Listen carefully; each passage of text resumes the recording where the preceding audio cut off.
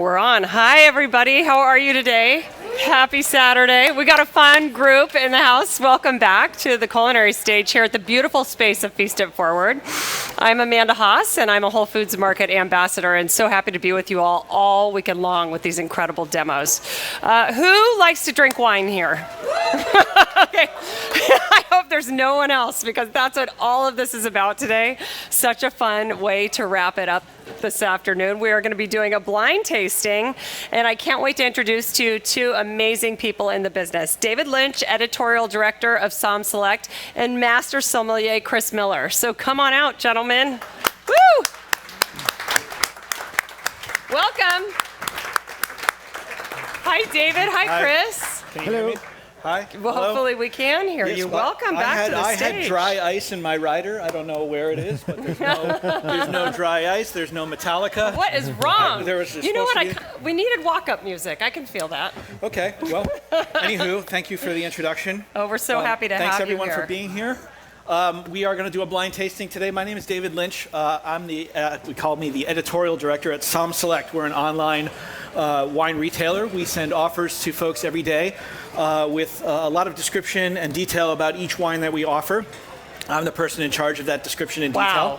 Wow. I work with a fellow named Ian Cobble, who's the co-founder of the company. He's a master sommelier who's also laid up with the flu right now.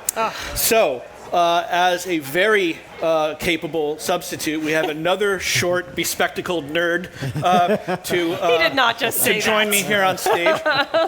This is Chris Miller, who, like myself, spent a long time in the restaurant business. In his case, as the sommelier wine director at Spago Beverly Hills. Wow! And he is now a winemaker in his own right. He's traded in the suit and tie for the boots and jeans to make wine at Siebold in Monterey. Wow! And that is his wine, his brand. He still does have the pin, though. That's One how of you know he's real. 300 master sommeliers in the world, right here. Amazing. So yes, he is a master sommelier, and what Ian and I typically do when we do tastings of this sort is to talk a little bit about the sort of, what did you call it before? What is it, the art of blind tasting, the science of blind tasting? You know, somewhere between pseudoscience and science. Somewhere between pseudoscience and science of blind tasting. So we talk about the what of blind tasting, but we also talk about the why of blind tasting. Beyond, hey, I can blind taste stuff and it impresses people at parties, right? There's more to it than that. I thought that's why we were doing this today. Well, I mean, it's mostly because of that, but Feel free. Becoming a master sommelier, I am not one, by the way, but I am master sommelier adjacent, if you will. And one of the things that I typically did during my career as a sommelier, I was at Babbo Restaurant in New York City for a long time. I was at Quince in San Francisco. I endeavored to taste wine blind whenever possible. Because I felt like, for me, it was the best way for me to objectively assess the quality of the wine. Right. And so, if I saw the label, I'm going to be very suggestible. It really does make you subjective, and so to take you out of that and be a little more objective is nice. It is nice, except when you say this is crap, and then it's like something amazing. So you have to buy, or whatever it is. But like the Boston's wine, for example, Joe Bastianich makes wine, yes. So it's like we're gonna put that on by the glass, regardless. So what I wanted to do today is really use Chris as my sort of guide, our guide, right. To this pseudoscience / art, and it really is a discipline that I never really mastered, frankly. I either get it right away or I don't have the patience to go through this. You'll see in front of you a grid, and this is really sort of the sort of mother document of wine, of blind tasting, right? Yeah. And this is something that Chris and his ilk have studied extensively, and more importantly, have worked through in their training to become master sommeliers. And so we're going to work through that together. Every single point? Well, maybe not every single point. We only have 45 minutes. We're going to be here a while. But what we want to do is sort of get folks thinking about some of the things that people do when they blind taste wines. And we're going to really kind of just work our way through the first wine. And normally, I have a solid hour and a half of opening material before we taste our first wine. But we're going to start here. I have the luxury of being able to do this, which is an advanced level swirl. You see a lot of people swirl more on the table, which is what you're going to have to do because you have stemless glassware. which I'm just going to go ahead and say it. It's an abomination, but we're going to use it. We're going to go with it. And but I'm going to be up here swirling arrogantly like this as Chris leads us through the thing. So we're going to start, but it isn't as simple as just saying, okay, let's all taste this first wine. No. So, Chris, I want you to talk a little bit about this deductive tasting format. What we're trying to do is go from here down to here and be able to identify where this wine is from, what grape it is made from, or grapes, what vintage it might be. Those are three good ones right there. And so trying to identify all of these identifying characteristics of the wine, and we start with sight. So let's start with sight.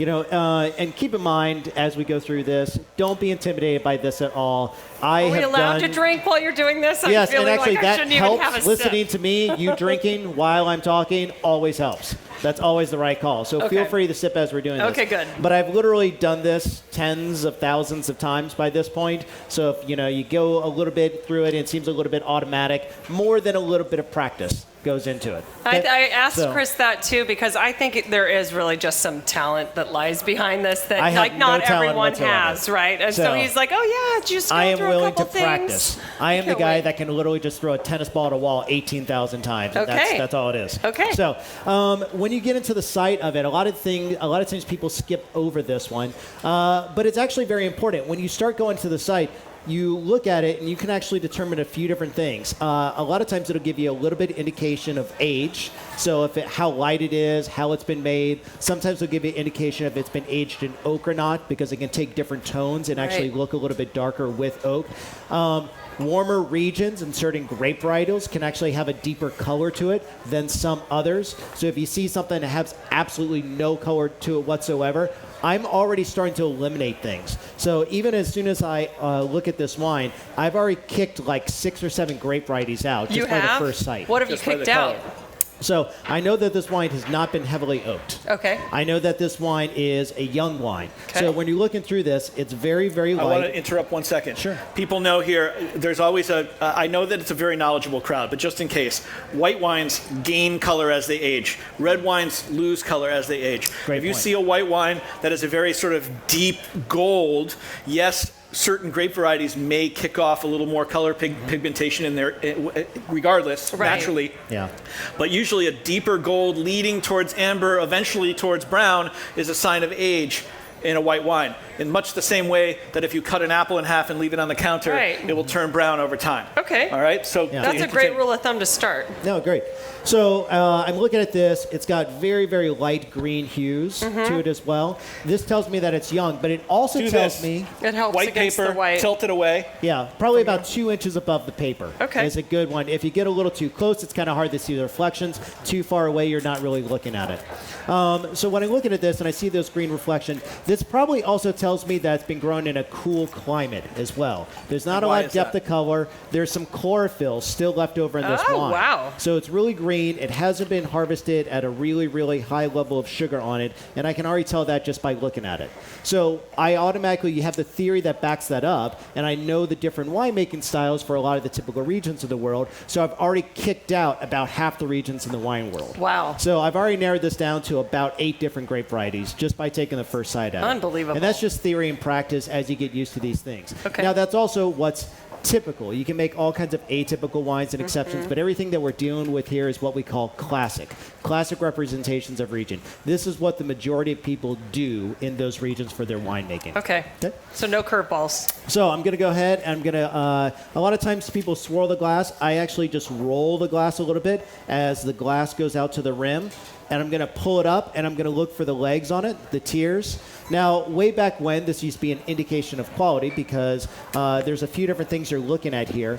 You're looking at sugar content or alcohol content, glycerol, and you're looking at how much that runs down. Now, this is lower in alcohol content. I'm probably going to say this is probably about a medium viscosity. But I can already tell, if this has high alcohol, there's going to be a lot of tears running down. Oh. This used to be an indication of quality because it was hard to get grapes ripe 30 years ago in a lot of these places. That's not really a problem for us anymore. So it's not an indication of quality, it's more an indication of style. Nor would it be inside the greenhouse that we're in here.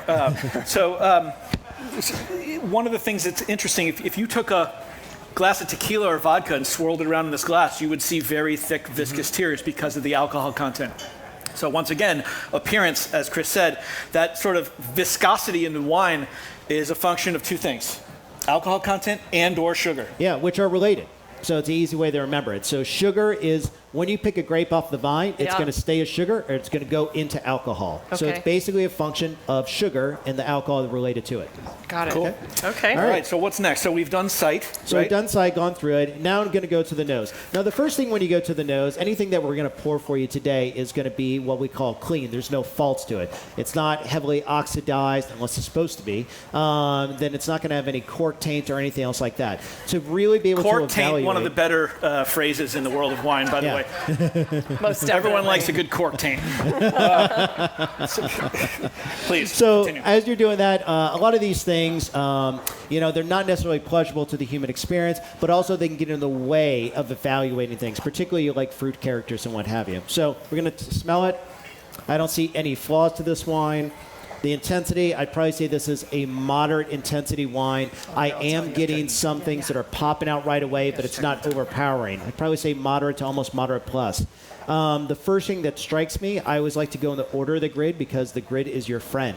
You learn this. It's almost like Clockwork Orange. You get like the thing like people teach you, the grid is your friend. Follow the grid. The grid will keep you safe. I'm Okay? trusting you as a master som. I say, okay, we'll follow the grid. Well, it's because it's a deductive process, too. Right. Like, this isn't about, of course, you're going to enjoy the wines, and these are great representations and great producers today, but it's more about evaluating this wine, seeing what this wine is about, and in doing so, making a deduction off of it. So I notice a little bit background note that I'm going to just tag that the wine is very floral. That's the first thing that I notice. But then I go back to the grid. So we're going to look at this. It's youthful. I'm not getting any signs of aging. There's not oxidative notes to it at all, which can, reveal themselves in different ways. But anytime as you get into the fruit qualities, when you talk about browning of apple and that kind of thing, when you have those oxidative tones to it, this doesn't have any of that.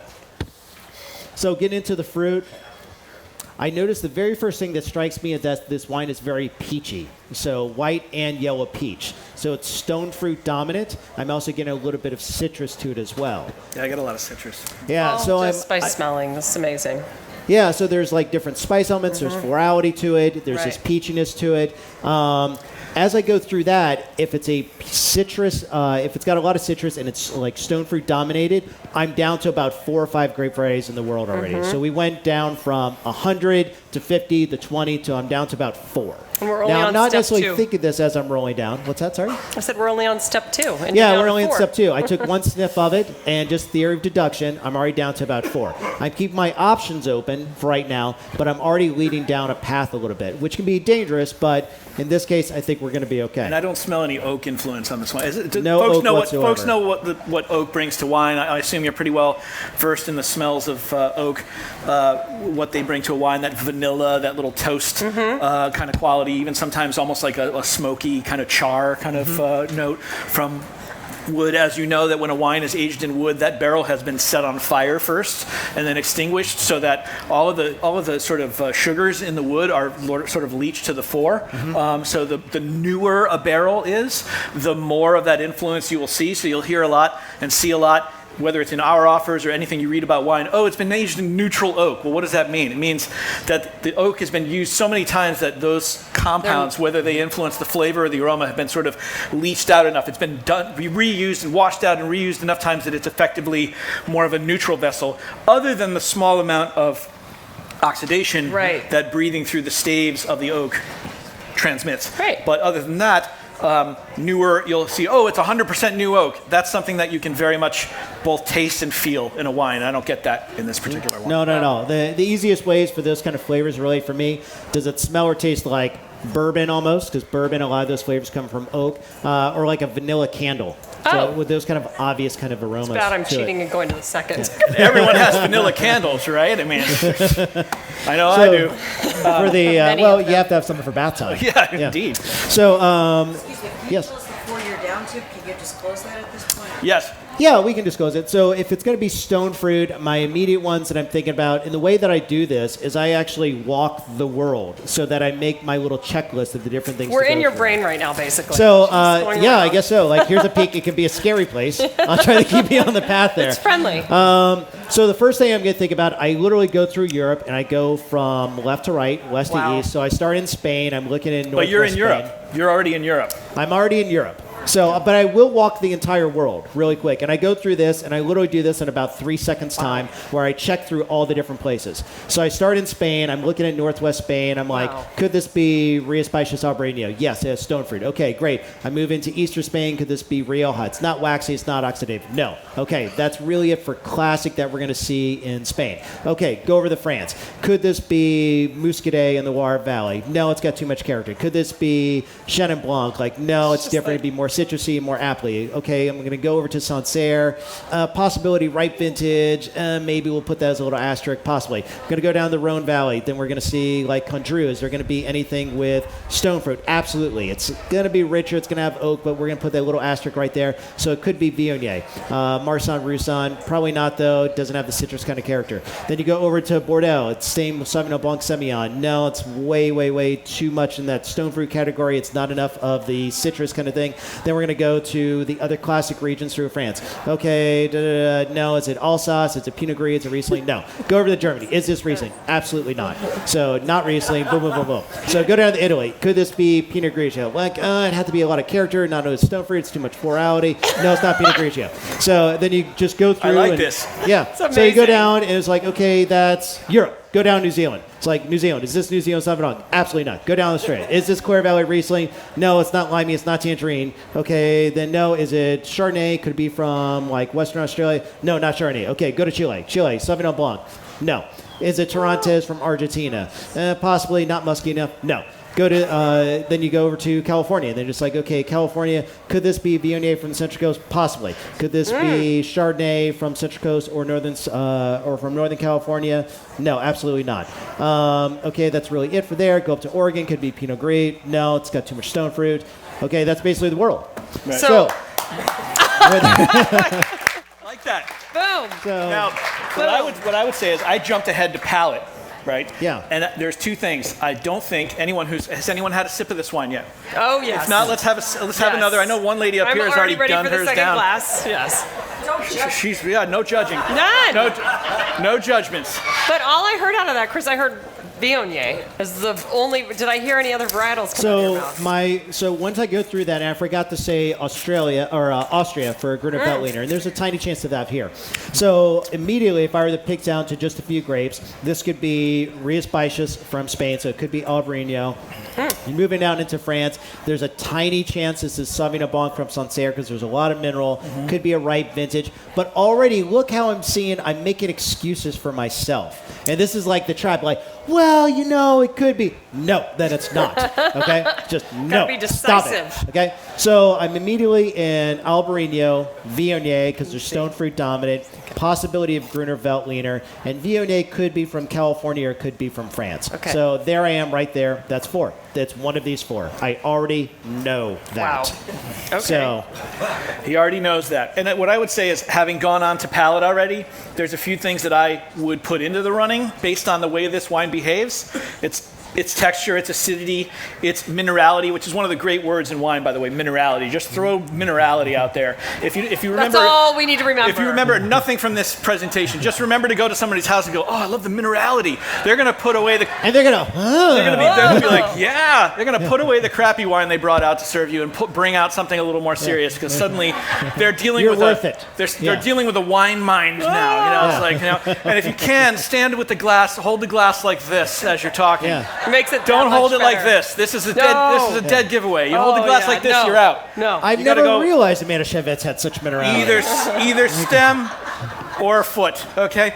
So what I put in when I tasted the wine and when I had it on my palate was there's a kind of a salinity going on here, Absolutely. which kind of put Muscadet from France back into play for me.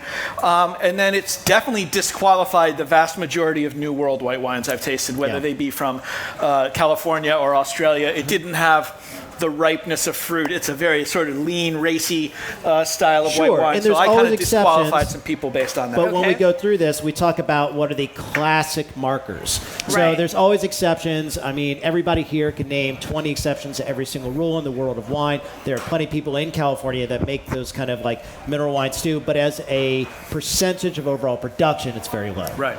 So- Okay. So let's go to palate. How are we doing Right. on time, by the way? We're All right. good. 'Cause the Okay. first Got wine always 20. takes the longest. The next three, we're just going to Yeah, we're just gonna drink. blast them out. So by the time we get to the first one, everybody's drunk, all four of them. Yeah. So I noticed when I get to the palate, one thing that I'm looking at, the very first thing is that I'm confirming, okay?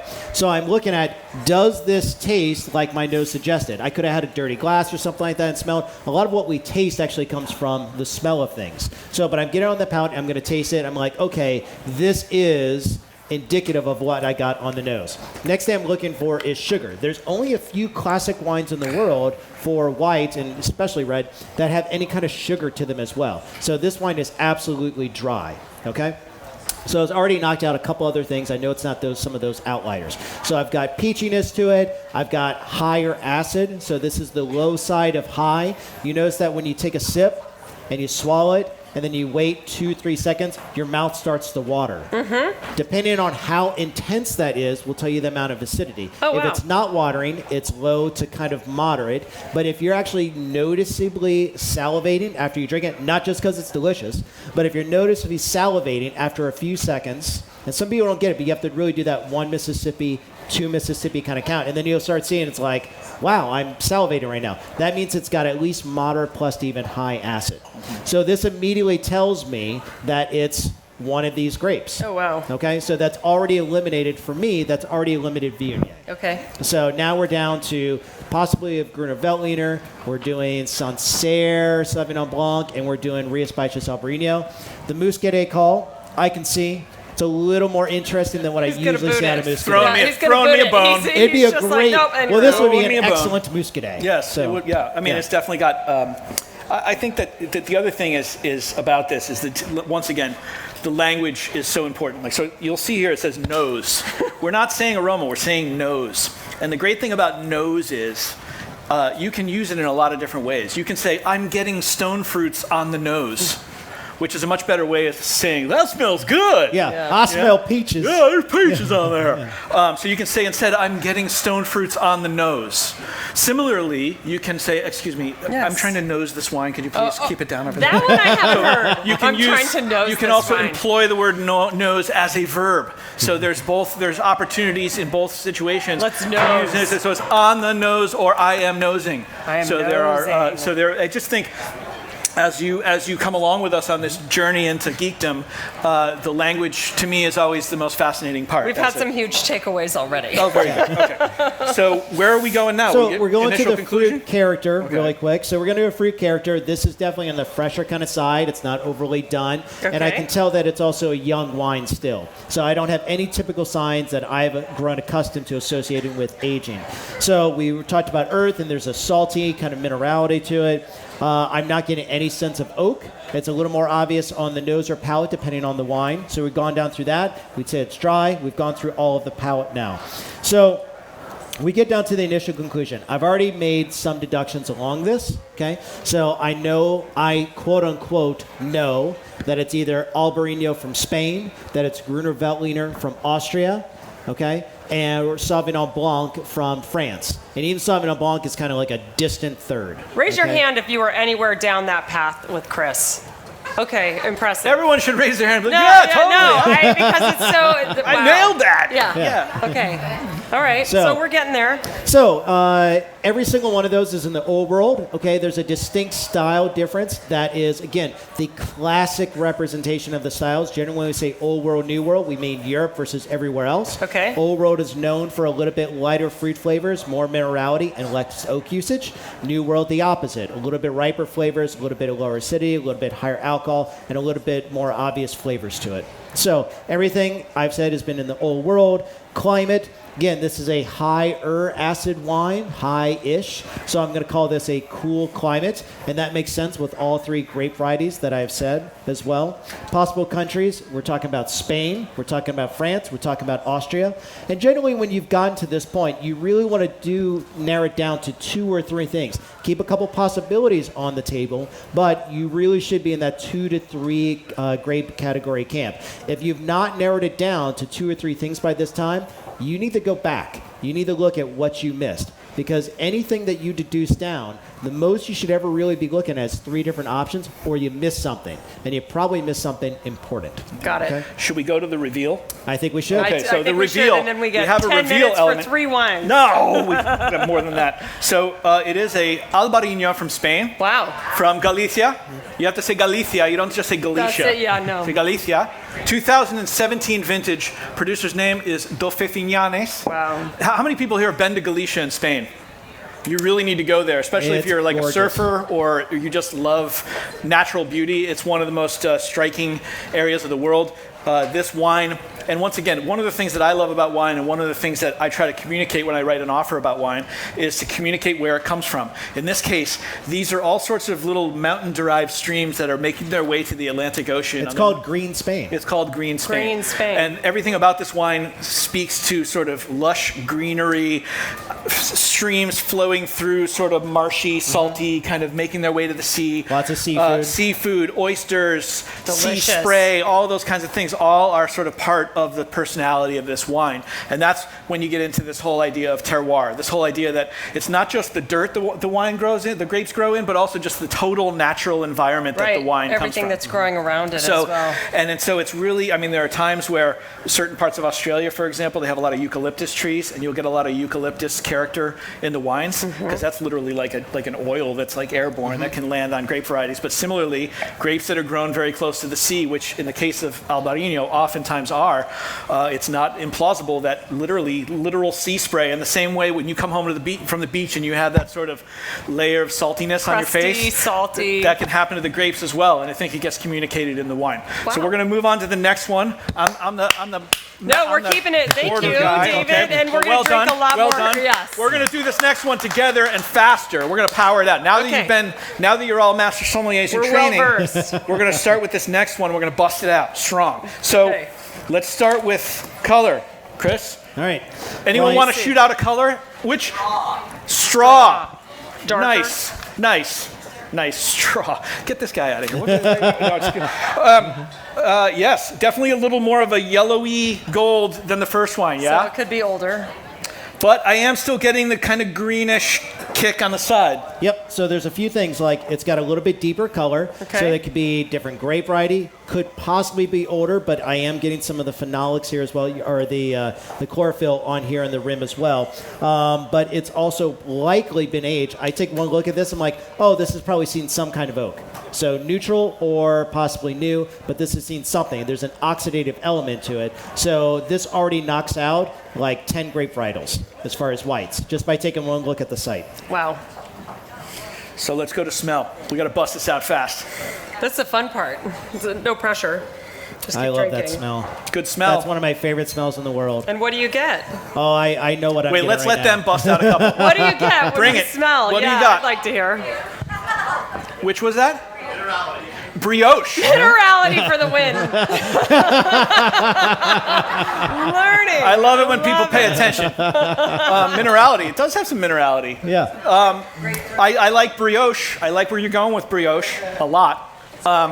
So what's the dominant fruit So here? rich. Grapefruit for Grapefruit, you? Okay. interesting. So we're getting that citrus kind of camp. For me, it's lemon, some yellow apple, but it's that brighter kind of side. But I think the citrus camp is definitely very important here. Okay. So for me, I get more of a Meyer lemon kind of thing. It's a sweet citrus element to it. Thank God you're here. I'm completely off on Well, no, but the thing is, if we said, "Yeah, I'm getting a tractor tire here," everyone would be like, "Oh yeah, tractor Oh, yeah, tire." tractor tire. You're very suggestible when people are up there, sort of talking about it as you're smelling. They're Yeah. But I am getting like this deeper note that I can't. Go ahead, I'm get trying. there. Go there. I can't get there. Do it. It's something that is not relating to fruit or what is it?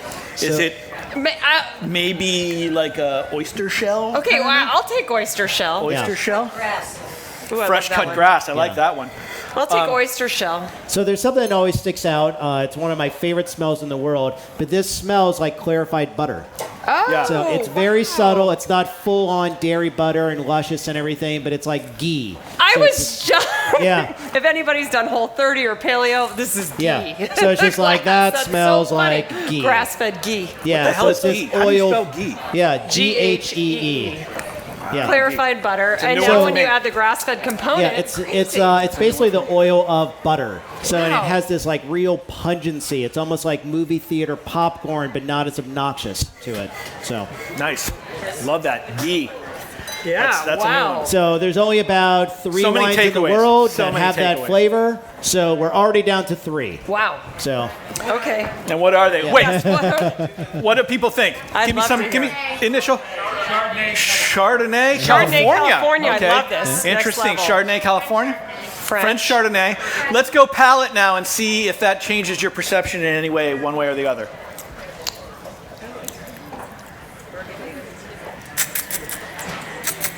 It's not. It doesn't have the oakiness that I'm expecting from a Chardonnay. I wouldn't say that this wine has seen any new oak personally. Has not seen. Has not seen any new oak. Okay. So Good but acidity, good there's acidity, a certain mouth-watering. roundness to it. Right. So it's something that tells me it has seen sometime in neutral oak barrels. In neutral oak, sometimes it's the tiniest bit of flavor, that oxidate flavor, but a lot of times it's the mouthfeel kind of thing where it's not as sharp. And sometimes it's a yeasty quality. You know, one of the things that happens with a lot of wine, not all wine, but they'll do what's called batonnage. So if a wine is being aged in a barrel, the spent yeast cells on the base of the barrel, they'll go in with a literal stick, a baton, and stir that around and reintroduce those, they're called lees. Those are the spent yeast cells after fermentation. They'll introduce them back into solution. And it lends a certain creaminess to the wine, almost like think about like rising bread dough, yeasty kind of aromas. It lends a little bit of that to wines, and not all wines are subjected to that. It usually is a certain kind of universe of grape varieties that are subjected to that are perhaps a little more agreeable to it, if you will. Right. I think there's some that are perhaps too assertively aromatic, like Riesling, for example, to really merit lees stirring. Would you agree with that? Yeah, so you're automatically dealing with this cross-section of like how many wines undergo, in order to get this kind of diacetyl flavor, it has to undergo something called malolactic fermentation. Right. So how many wines do that? There's only a few. How many wines have their lees stirred? There's only a few. How many do that and still have good acidity? There's only a few. And you look at that cross-section, so immediately you're doing like, well, you've got A, B, and C, there's 3 in each. What's the common thread amongst all of those that can share these characteristics? Well, are we ready for the big do we reveal? do we do palate? Let's do palate. Let's make sure when you taste a wine too, give it a good slurp. You know, you got to get Right. We haven't talked about that. Yeah, and the the whole whole- I don't noise think we're going to have to tell them associated to with drink it. here. Yeah. But To please, drink up. oxidize it? You're doing a couple things that are very fun to say. The first thing you're doing when you get that like kind of pull some air in, you're volatilizing the esters in the wine. The esters are that's why you swirl a wine too. There are esters in wine. That's part of the chemistry of wine. They are the aromatic compounds. They need to be released into the air or otherwise into your retronasal cavity so that you can smell them there. So that sort of aeration on the palate is very important, and something also that's like pretty disgusting. Like if you go to a professional tasting, there's a lot of and then spitting as well. You know, I just was noticing. The last time I wore this shirt was at a professional tasting, where the spittoon is like this gnarly, foamy thing where all these dudes. It's usually dudes, just spitting out everything. And I got some shrapnel here with the red wine. So. But that sort of that aeration, you're doing something also called retronasal breathing. When the wine is in your mouth, you should be breathing through your nose a little bit because it's sort of rattling around back there in your nasal cavity, and you're going to pick up a lot from that. When you're a kid and you have to take medicine that you don't like to taste, what do? Yeah. You pinch your nose. You Yeah. can't taste as much. So if you have to drink bad wine, maybe That's don't what pinch we your do. nose, but don't swirl it as much. So Make it go down easier. let's jump ahead to a conclusion because Yeah, we're I'd running on love to time. hear. This always happens. Usually, Narrow. What's 3 options? 3 options. So, options. We've got an obvious candidate is Chardonnay. Yeah. Goes well with all that. You could possibly have Viognier, but you usually don't get this kind of acidity. And I would think of can't it as really- being more assertive. And I could see maybe potentially, maybe Pinot Gris, depending on where, or Pinot Grigio, maybe. Yeah. But What are we all of a guessing? sudden, What do we we're think? making excuses for ourselves. Yes, you are. Yeah. That's why I'm like Chardonnay Viognier. Yeah. Anybody want to So guess? that's where I would be in that camp, Chardonnay and Viognier. So I was like, I can't even. It's hard to make an excuse for a third. Like, Let's it seems see, pretty David. obvious. French Chablis. Oh, you got us. Okay. Nice. Now, a couple of things why your call was not a bad call. One is that 16 was a great vintage. There was a lot of depth to that vintage. This producer is also a producer that's known for having exceptionally old vines. Some of the most heritage grapevines in the region of Chablis. They typically make wines with more concentration than you're going to expect from the typical Chablis. A lot of Chablis, as you probably know, especially just village level Chablis, no cru appellation, no Premier Cru, Grand Cru, is going to be pretty racy. It's going to like rip your teeth out. This stuff has a little bit of texture, even as a 16, which is considered pretty young for Chablis. It's And delicious. it's that acidity that's going to enable that wine to age. You don't need a wine to be a big monster tannic wine for it to age. That wine will age because it's got acidity. And over time, it's just going to put a little more flesh on its bones, just like we older fellas do. And it's going to fill out.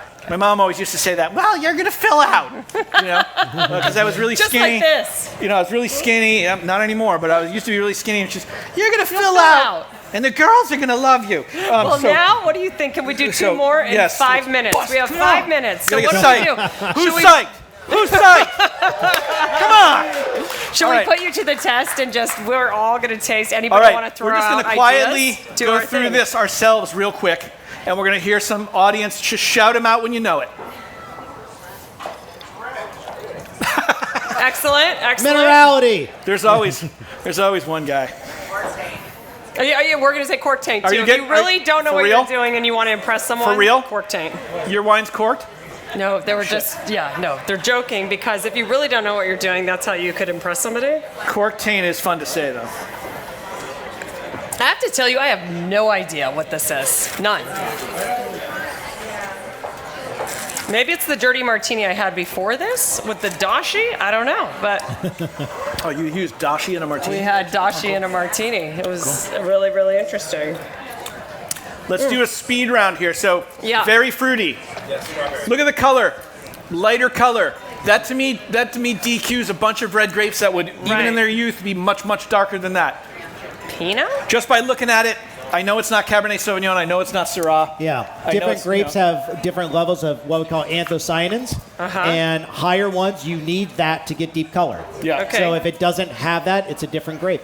And it doesn't necessarily. The other thing about color that can be very misleading is a wine can be very, very dark and inky in color and not necessarily be that heavy, not that alcoholic, not that tannic. Similarly, a wine can be kind of light in color.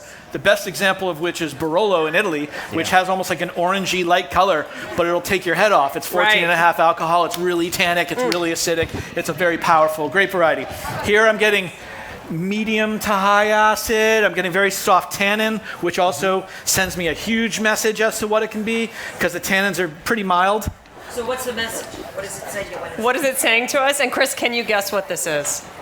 Do you know I have what a it pretty is? good idea. I'm down to 2 or 3 different Can I things. hear what you think? Sure. Whenever you have this kind of fruit forward, like I get cranberry, raspberry, it's lighter, not a lot of tannins. This could be Pinot Noir or Gamay. So we're talking about like Burgundy, you're talking Okay. about Beaujolais, possibility of the New World. This is a lighter style, not typical California, so I probably lean towards Oregon if I was in the New World kind of camp. And New Zealand has a different flavor profile to it, a little more of a candied fruit element to it. Can we have the big reveal? Then we have 60 seconds for the last one. I don't think it's a problem. This is for one of the anybody. great heritage wineries in the United States, Irie Vineyards in Oregon. Wow. Willamette Valley, a 2016, and this is a barrel. This is a blend that Ian Cobble and I did together. Oh, And they nice. bottled it special for SommSelect. Oh, delightful. So it was really cool. Jason Lett, whose father David Lett was really the pioneer of planting Pinot Noir in Oregon. Wow. And in the course of really from the 60s to now, they've created a world-class wine region out of nothing in the Willamette Valley, which is a spectacular. It's such a beautiful place. Really, really It's cool a place. Great region. Really authentic feeling place, and you can still get wines of this quality. Pinot Noir is a fairly expensive grape to grow. It's very Right. finicky. It's expensive. It turns out to be very expensive. Chris works with it. He knows firsthand how hard it is to work with. and the fact that you can still get a multitude of great wines from the Willamette Valley at 30, 35 Reasonable bucks prices. is pretty damn good. Absolutely. So, now I cheated and Yes. went ahead a little bit, and Yes, I'm seeing something because you need totally to move the different. program along. I get it. And I also love it. But does anybody have any idea on the last one? There should be a prize if you know what it is. Cab. Okay. Napa Cab. Any other takers? Syrah.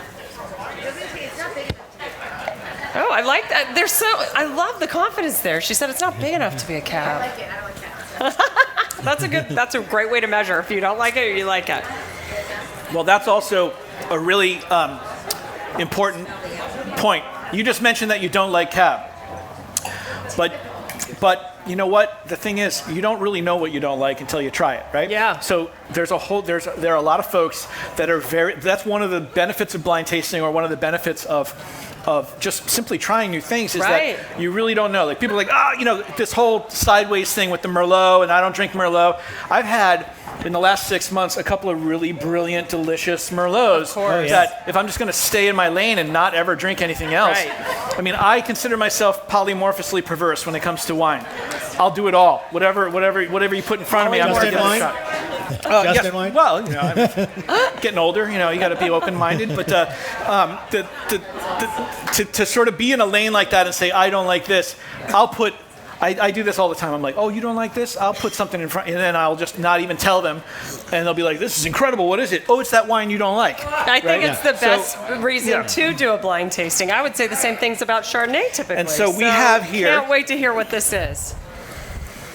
Minor. Whoa, our lovely, Oakville Cab. amazing Oakville for the win, right back there. That's And here's what amazing. I'll say about this wine, and Chris may want to weigh in on this as well, because one of the things about us sommeliers is we tend to be a little Europhilic, would you say? Oh, yeah. Yeah. A little Absolutely. bit Yeah. inclined to dog the, and one of the things about a lot of New World wines is that they can often lack subtlety. They can often be just so blockbuster In your big face. and in your face. I really love the I don't get a lot of heat from alcohol. I'm getting No, a really it's a great nice job. balanced one. Delicious. It's a marvelous glass of Cabernet. And once again, I'd be like, oh, I don't like Napa Cabernet until I taste it. And I'm like, oh, I like that wine. Actually, Yeah, that's amazing. So, Well- hopefully, we have to wrap it up. Hopefully, you all enjoyed it, and we really appreciate you, Connor. Do we have? Where's Connor? I don't know. He disappeared, but I also There are the little cards. Yeah, there are little cards. Oh, great. There are little cards at your place settings that are an invitation from us to say, come check out some new wine. We send an email, actually 2 emails a day, which if you feel like getting more emails in your inbox, you may enjoy our offers. There's no obligation. It's free to sign up. And it's very much a nice exploration of the world of wine. We're not limited to one Not spot. just that, like, David is actually, he's very modest about this, but he's a pretty brilliant writer. So I'll actually read Just through to these get his emails, notes. even as a wine professional, just to see his notes on Oh, them. that's so amazing. So- And gentlemen, as I thank you, I also want to on, thank Chris. everyone who made Thank you this very much. entire experience possible for us, including Cuisinart and Monogram and Whole Foods Market, Paula LeDuc, who's been serving and doing all Paula the LeDuc, props, preparation, props. catering, and Minor Family Winery. And we hope you'll stay and enjoy this beautiful space, because we have Rutherford Dust Society serving wine in the back. We have Hanger 1 vodka cocktails. If you haven't been to the Glenfiddich Dome, you have to check it out. It's just a beautiful way to exit this space. We even have a sauna over here for you to try that is remarkable. So I just want to thank all of you for spending time with us this afternoon. And gentlemen, thank you so Thank much you for your very much. expertise. Thanks for having us. Thank you. Great job. Yeah. Cheers. Thanks. That's so fun and so interesting to learn that way. Thank you. Thanks for